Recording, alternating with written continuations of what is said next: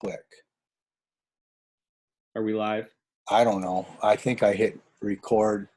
Yeah, I see the red dot. I think we're good. I don't see a red dot. Where's a red dot? At the top. But My computer's old. You young kids have those nice computers. Anyway, hello Lemonheads. What do you call yours? Deal Dogs, I think, is the official name now. Oh, we decided it was Dealman. Oh, the Dealamites. That's right. I like that better, like Israelites. It rolls off the tongue. All right. Guys, we're trying really hard, and we got an email today which breaks our heart about it being too long, and so we're trying to make this work. This stuff, Mr. Dealman and I were talking, it's awfully hard to present what we need to present without being there with you. And I'm going to start crying because I'm tired of it. I just want to be together. And I just dropped my $30 pencil and I need to get it a minute. Sorry. So anyway, we decided that you did 1 through 4 today. Thank you for your questions. We're going to kind of work through the rest of the investigation together. Yeah. That's the plan. I hope it makes sense. Mr. Dealman and I, well, Mr. Dealman's young yet. He's not, he's going to answer all the questions tonight. I'll be the facilitator, and Mr. Dealman will be the deliberator. Is that a good word? I've never heard it used that way, but I like it. It sounded really important. I was trying to make it sound important. Thanks. All right. He'll be debating himself or something like that. All right. So problem 6, we talked about arithmetic sums. Mm-hmm. And, we were talking earlier tonight that really to find an arithmetic sum, you average the first and the last. Yep. And then multiply by how many terms there are. Yeah. If you didn't really figure that out, the book didn't really make it that explicit, but that's a really good handle, I think. An average, add 2 things up, divide by 2, and then multiply by how many there are. That almost kind of makes sense. Yeah. But anyway, that's the arithmetic. Now we're turning our attention to geometric. Just as a reminder, geometrics are found by multiplying from one term to the next. Like common ratio. The common ratio, that number, the multiplier is called the common ratio. And you can find that by dividing 2 consecutive terms. Make a ratio out of 2 consecutive terms and you'll have your R value. Like if I look at this, 3 squared divided by 3, it must be a multiplier of 3. Mm-hmm. Make sense to you? Oh, yeah. We didn't even talk about half of this stuff, did we? We're just making it up as we go. Anyway, problem 6 in the epidemic. Oh, no, not another epidemic problem. Very fitting. I know. I'm so tired of it. Problem 5, we're skipping because we can. We're the advanced group. Assume that the epidemic begins on day 1 with 1 sick person, and the additional number of sick people triples every day. So that seems like that would be it. 1 on the first day, then it triples to get 3, then it triples to get 9, then it triples to get 27, etc. Yep. Then the total number of sick people at day n is found by summing. That means add them up, summing the terms in the sequence. Using algebraic reasoning, you can derive a formula for quickly calculating this geometric sum as outlined below. The total number of sick people at the end of day n can be represented as. Here's your first question, Mr. Dealman. Get ready. For 10 points, explain why the exponent on the first term, n minus 1, I can't read, so explain why the exponent on the final term is n minus 1 and not n. Yeah, so what we really always have to just be thinking about is, okay, when we're talking about a geometric sequence, you can see it there. I wish my mouse could show up there, but I'm pointing at the 3 to the power of 2, right? Okay, now I am. Dealing with exponents. So if that's 3 to the power of 2, to the left 3, anything to the power of 1 is just going to be itself. So then what needs to be the exponent here? Well, the hard to believe item, 3 to the power of 0 equals 1. What's the point? What's Dealman talking about? Well, the reason that they say that there are the final term is n minus 1 instead of n when we have n days is because we're starting with that 0th term. And if we're starting with the 0th term, almost imagine like you've got your series of numbers 1 through n, but we're really starting at 0. So we need to shift it. Well, I think on the screen I shifted it to the right direction. But anyways, we're shifting, and so we're starting with 0, which means that on day n we really have n minus 1 terms, or the final term is the n minus 1 term. Because so 1 through n, and then if you shift it to the left 1 unit so that the first one becomes the 0th, yep, and n is going to have to become n minus 1. Yeah, but now there's still n days. We didn't change that at all. Don't get confused. But the last term in our series is n minus 1 because we started with 0. It's all quite confusing. So do your best to keep it straight. Yeah, you can always rewind. That's definitely. Hopefully you won't have to do it too much though. Let's look at slide 2. The formula in part A can be used to compute the sum, but it would take many steps for a large value of n. Derive a shorter formula by carrying out the following plan. So guys, in case you aren't figuring this out, this is paralleling the previous investigation where they derived an arithmetic formula for us. Now we're going to do it in the geometric context. So they tell us what to do in these italicized words, and we're actually going to carry this out in problem C. So what does it say? We had this one, right? Just so we remember where we are. S of n, 1 plus 3 plus 3 squared plus 3, blah, blah, blah. And then they're going to tell us to do something that create a new formula by multiplying both sides of the formula in part A, which we just showed you, by 3. Subtract the formula in part A from your new formula, so that's the second step, and then solve the resulting formula for S of n. So there's Manny, Mo, and Jack, 3 steps that we need to do. Multiply by the R, subtract, and then solve for S of n. Cool. Don't worry about it. We're going to do it right now, I think. This is where I want to act like we have an overhead projector, right, Mr. Dealman? Oh, yeah. We gave you a preview, but now you got to Yeah, but now don't rewind the tape. We're going to show you the whole thing. So that little split second you're trying to stop the video on to see, don't do that. There's the original from problem 6A. Correct. First step said multiply. I'm going by memory, and it's 919, 920. So help you, old man. Multiply both sides by 3. So if I'm not mistaken, that would be 3s of n. This would become 3. This would be 3 squared. Every exponent would be 1 more than you think. Yep. 3. Oh. Yeah. We skipped. We jumped. One more. Yeah, I'm in the advanced group, man. I'm at 920. I'm so far ahead, I can't hardly stand it. Wow, that's good for me. Other than the fact that this isn't quite, that's good. It's fine. 3, it's not lined up very nicely, but I remember why we don't have it lined up perfectly. 3 times 1 is the 3, and the 3 times the 3 is the 3 squared. You get the idea, right, guys? First step, multiply both sides by 3. What you do to one side, you do to the other, and then we just distribute it. Any questions? Dealman? No? All right. Nope. Then we're going to drop down another line. The second step said to do some subtraction. Now this gets a little confusing. Don't be confused. We're going to subtract. Let me get my board ready. We're going to subtract in this direction. We're going to take 3 of these suckers and we're going to subtract. So we're subtracting the left-hand sides. And then we're going to subtract the right-hand sides. Now remember, this is the new right-hand side after we distribute it. I think, Mr. Dealman, I'm going to try to pull something off here.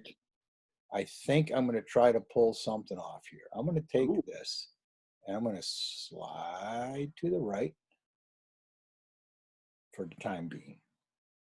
Okay, don't forget that this is 3 S sub n's. Yep. If we subtract up, although this isn't perfect lined up, but do you guys notice, forget the 1 for a minute, we'll talk about him in a minute. Does everybody understand that 3 take away 3? See ya.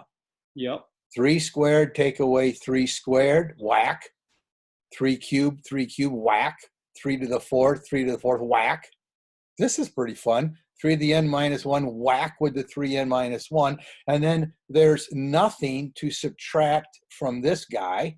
You vote yes? Agreed. And over here, there's nothing. I guess you just think of this as a 0 here, and you think of this as a 0 here. Mm-hmm. Seems logical then the 3n minus nothing is 3 to the n, and nothing minus 1 would be a negative 1. Exactly. So Which I think is exactly what we have in that next line. oh my gosh, we're so darn smart. Wow. So 3 s sub n's minus s sub n, and then this is the 3n, 3 to the n, not 3n. I'm so sorry, it's late. And then here's my minus 1. Why is it minus 1? Remember, we're subtracting up.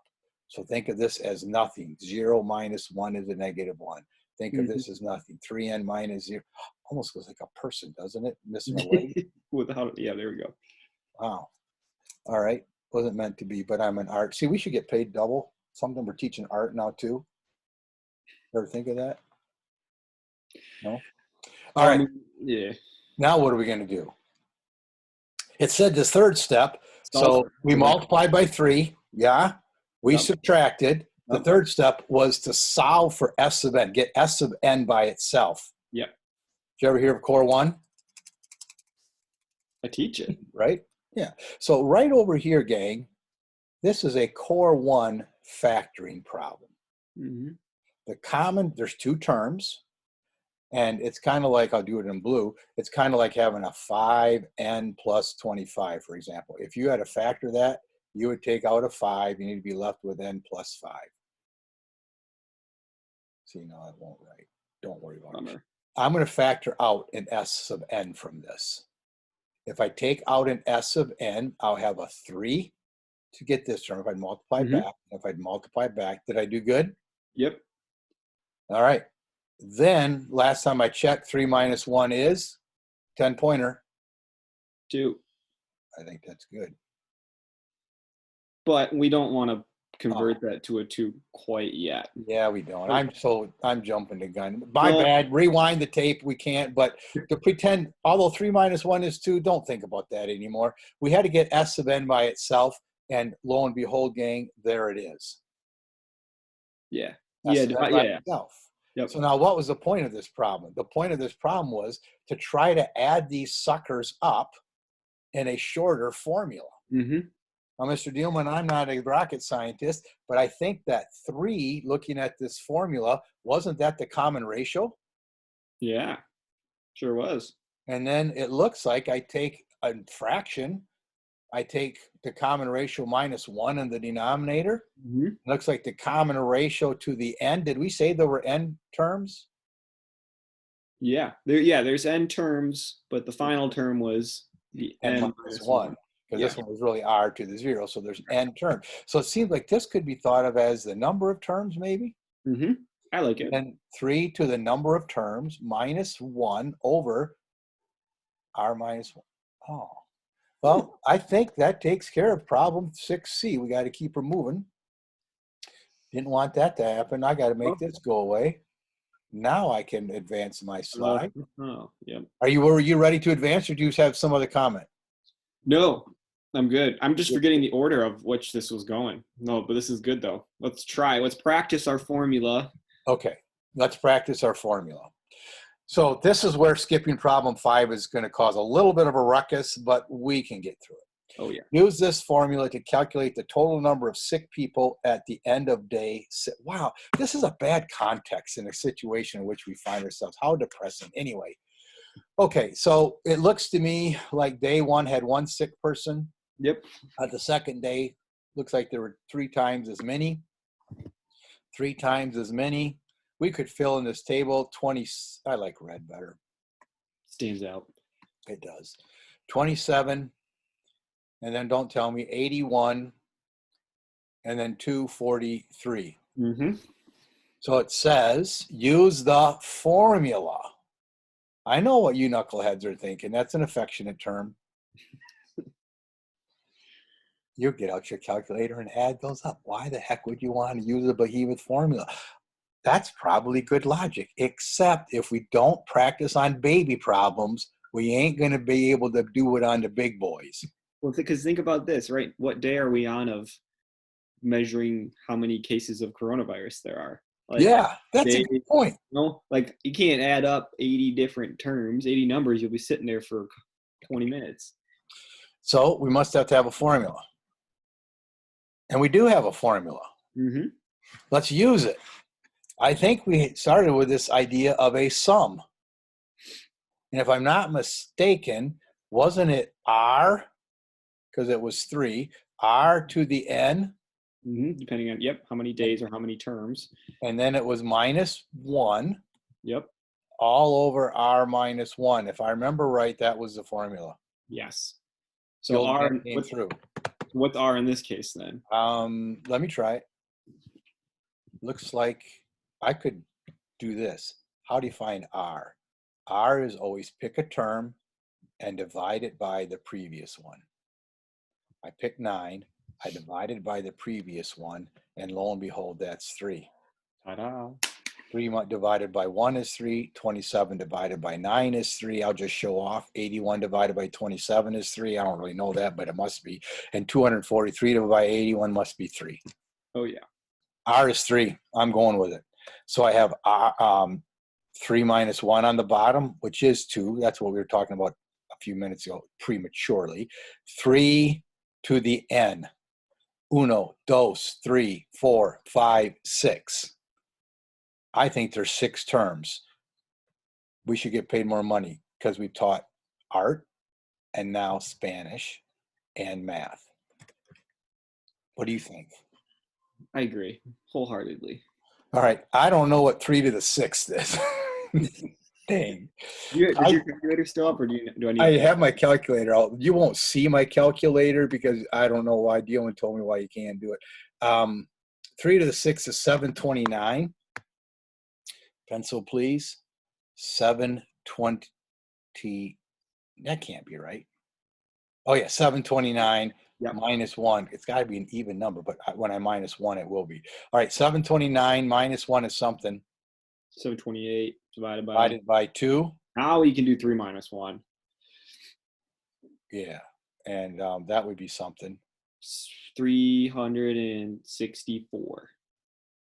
And I would take credit for doing that in my head, but I didn't. I just knew what it was. You just remember the problem. Guys, we actually practiced this video. I know there's nothing that would lead you to believe that, but we've been working on this video for 5 hours already.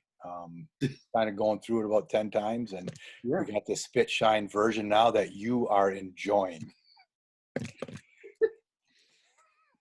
Oh, too good. So yeah, right. so basically, go ahead.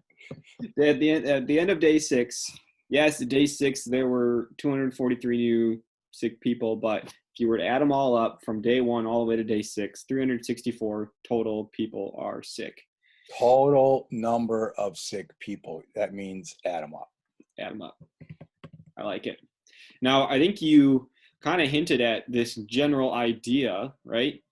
To apply this rule to any case, any situation.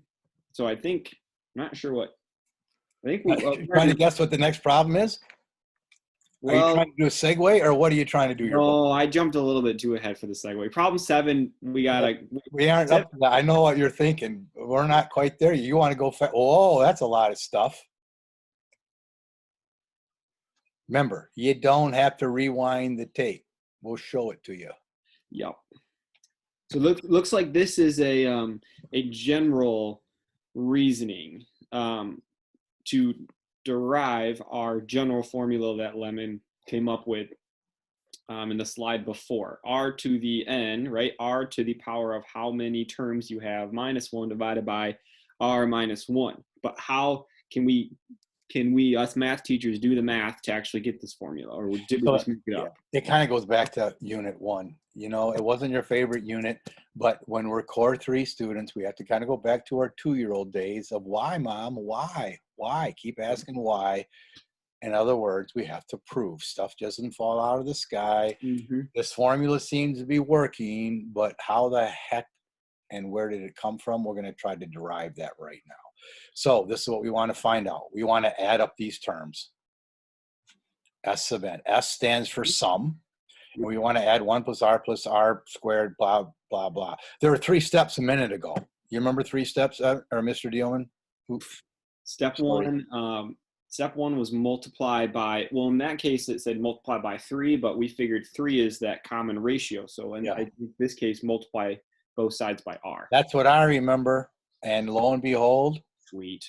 we did remember correctly. So you multiply this by r, and you multiply all of this nonsense by r. Now notice, we just put the r times. We didn't do any arithmetic yet. We need The distributive property, yeah? Yeah. So now, r to the s of n, r times uno, you know, get it? You know what r times 1, you know. Uno. R times 1, you know is r. See, my kids heard that joke already. It's a pretty good one. I beat it dead horse dead though. All right, r times r is r squared, and r times r squared is r cubed, and then you get the idea. And then look at this one. Mr. Dillon, you're going to have to help me out with this one, because how the heck, because you're teaching core 1, it's fresh in your mind. You just completed unit 5.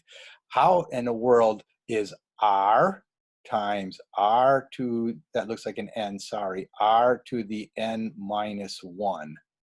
Tell me how you work that. How does that become r to the n? So what I always told my kids is there's an invisible 1 on top of that r. Yeah.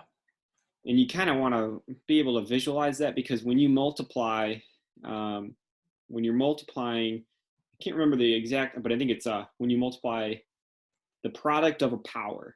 So you've got the same base. Yep. And you're multiplying them by each other. You add the exponents together. So if I'm adding the exponents here and put it under the same base, it's going to be r to the power of n minus 1 plus 1. And the 1's cancel out in that case, and you're left with just r. Or r to the power of n, sorry. Yeah. So gang, we're going back to this elementary of an a squared times a to the third is a to the 2 plus 3 power. That's what we're mumbling about here. Yeah. Which is a to the 5th. Okay. Perfect. All right. Then what? Subtract. We subtracted up. Line 1. Yes. Line 1 from line 3. So I'll call this line 1, this line 2, and this line 3. So we went r s of n minus s of n, and then this 1 had nobody to subtract, right? Yep. No, I mean, there's nothing here to subtract it from, so let's hold on to that one. But then we did this fun part. Whack, whack, whack, whack, whack, whack, whack, whack, and then, That's all right. R minus, darn it, I wanted to do one more. But anyway, there's an r to the n minus 1 previous to this one. That would whack with this one. And then I don't have anything up here left to subtract from r to the n. I don't have anything to subtract from over here. So yeah, r to the n minus 0, and then 0 minus 1 gives you r to the n minus 1. Yeah. So this is like subtracting this one 0, and this is a 0 out in front of here, 0 plus 1. Anyway, we're golden. Perfection. Third step was to solve for s of n. We did some core 1 factoring. Mm-hmm. We took out a common factor. S of n, or s subscript n. And that's where I screwed up. And I said 3 minus 1 was 2. He said you didn't want to go that fast. Thank you. And then now we divide by r minus 1. Mm-hmm. And that looks exactly like what you were talking about before. Yeah. So we actually know what we're talking about then, I guess. I guess so. Now, Mr. Dillman, you probably noticed I took a screenshot at the wrong time. There's a blinker on my computer, and I took it. And so don't worry about that vertical upside down, this vertical line. Yeah. Yeah, it's just cosmetics. It's r minus 1. All right. Because some kids might, when they watch it, what's that? Anyway, Is that a perpendicular symbol? I don't. It's a lot longer than that, so Yeah. let's not debate that. It's getting late. Let's go on. Now we're up to what? Oh, we did that again. Oh, Wait, but yeah, that's right. are we? We don't need it though. We don't need that though. Yeah. Problem 7. Now is what you were talking about a minute ago. Yeah, we want to add up some other stuff. Well, I think this is talking about when you end. So this starts with 1, same as the other series that we've had, but Okay. it ends with r to the power of n. So then what is our formula to calculate the sum of this geometric series? I'll start with S. Yeah, how is that going to change? Sum equals. Well, I think back to 6a. Back to 6a with why did we say when we had r to the n minus 1? Oh, yeah. Why there's n days, but we end with n minus 1? Well, it's because our first term is technically r to the 0. 0, that's right. So you almost kind of think it's always one more than the last. You got r to the n and our last term. So n is our x. Always kind of one more than what you have in that last term. So if you start with 1, you mean? Correct. So if you start with 1, yeah, that is super key. You got to start with 1. So this would be r to the 0. Yep. This would be r to the first, and then r to the second, etc. out to r to the n. And so really, 1 to n would be n things, correct? Correct. But then there's one more because of the 0. Correct. And you don't always, it's not super intuitive to think of, well, if I've got n terms, I'm actually starting at z. Yeah, it's. Yeah. The formula says you got to know how many terms there are, because you got to take r to the number of terms, which in this case, from what I'm listening to you say, I just realized that r's and n's, if you're not careful, dude, they can look an awful lot alike if you're sloppy writer. Yeah. N, and then one more because of this 0. So do you agree with me? R to the n plus 1? Mm-hmm. Then minus a big 1, that's not an exponent, over r minus a big 1, not an exponent again. I think that could be it. Is there a way to check if we got that right? I think there is, but I don't know how. I think I could have written over something. This is just math magic, guys. I was amazed when I first saw this. Blue. Pencil first, you moron. More on that later. Get it?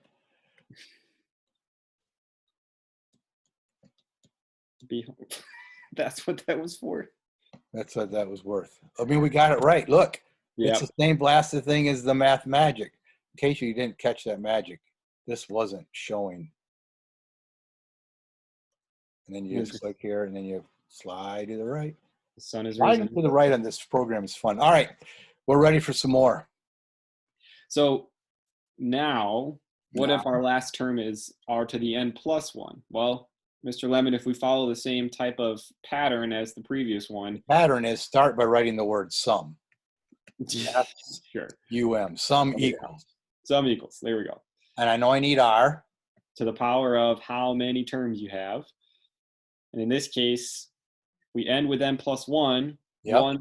1 through n plus 1 means you're going to have n plus 1 terms, but like we've been saying over and over, r to the power of 0 is the first, so we need to account for that. So n plus 1 plus 1 is going to be n plus 2, right?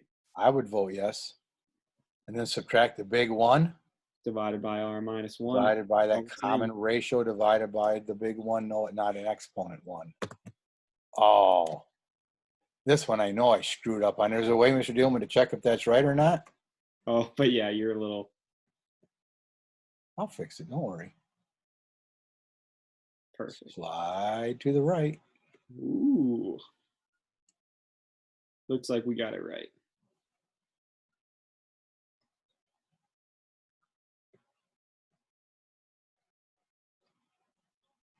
Can you see that yellow smiley face? Do they have a nose? No, it doesn't have a nose. No. Let's see. I'll make it a Martian guy. I guess I won't make it a Martian guy. I made the whole screen a Martian screen. All right, that's enough of that noise. Next problem. It can get very confusing. Yep. I don't think so. I hope not. From what we've been saying, because we're going to cut to the chase on this one, I'm going to steal the show right now and go a little faster. Watch this. Guys, what we've been saying, how many terms, n minus 1, n plus 1, that can be confusing. But if you just simply remember this,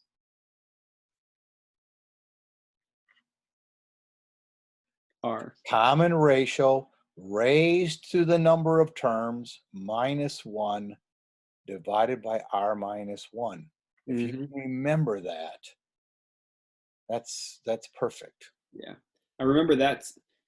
I don't necessarily remember this specifically when I took Core 3, but I do remember when I was taking pre-calc with you my senior year, trying to come up with those ways where I could understand what I'm doing rather than trying to memorize a pattern. Say what? You were a student of mine? Uh-huh. Huh. Pre-calc. I guess I don't remember everything. Oh, goodness.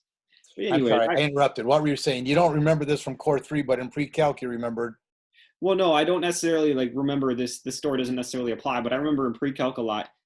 There's a lot of rules and patterns that you can follow. Sure, you can memorize the rules, but I would much rather focus on the concept here is it's r to the power of the number of terms. And if you can focus on that, then you can figure out how many terms there are, regardless of whether the last term is n minus 1, or n plus. You can figure it out if you're really just focusing on the number of terms. Yeah. So, keep it simple. How many terms do I need to know? All right. So now I think this is where I was about to jump to earlier. Okay, you know what I'm just going to do here, just because I feel it. From what you just said has inspired me to write what you just said.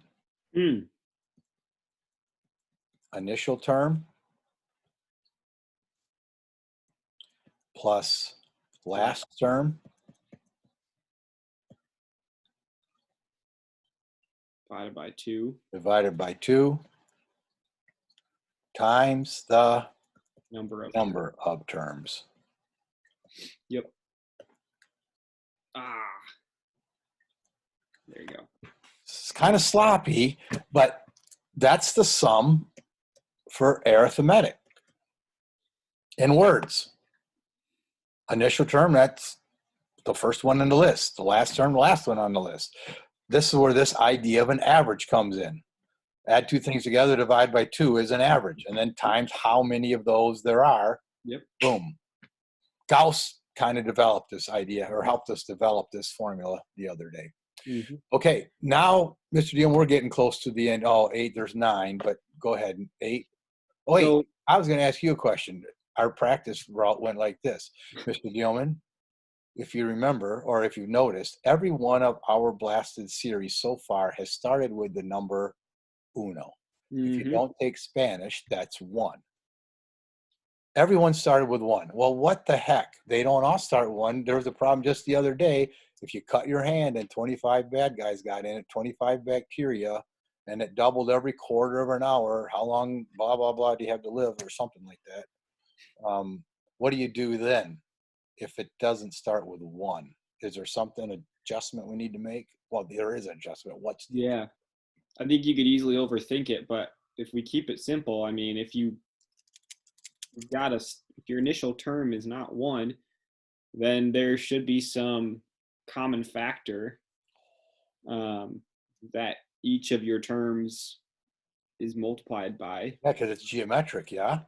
Correct. So, I mean, wouldn't it just make sense there if your sum, well, if you had a sum of your geometric series that started with 1, and instead you wanted it to start with 3, obviously it's going to be a chain effect and change your whole series, but couldn't it just be as simple as just changing or adding one single thing to our formula, calling it good? I think so, because if you had 1 plus 2 plus 3 plus 4 plus 5, but you wanted it to start with 3 instead, you multiply that whole business by 3. So then it would be 3 plus whatever. I can't multiply it. This 9:46 now. We're 26 minutes into our movie, by the way. So one additional thing. What do you think it should be? I think I know. I'm going to try this. Abracadabra. I think this factoring idea, I like that word that you used. because all you simply would need to do is do our old formula. Watch this.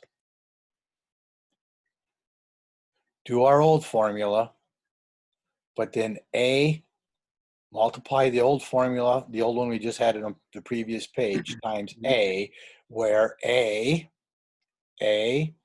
is the initial term. Mm-hmm.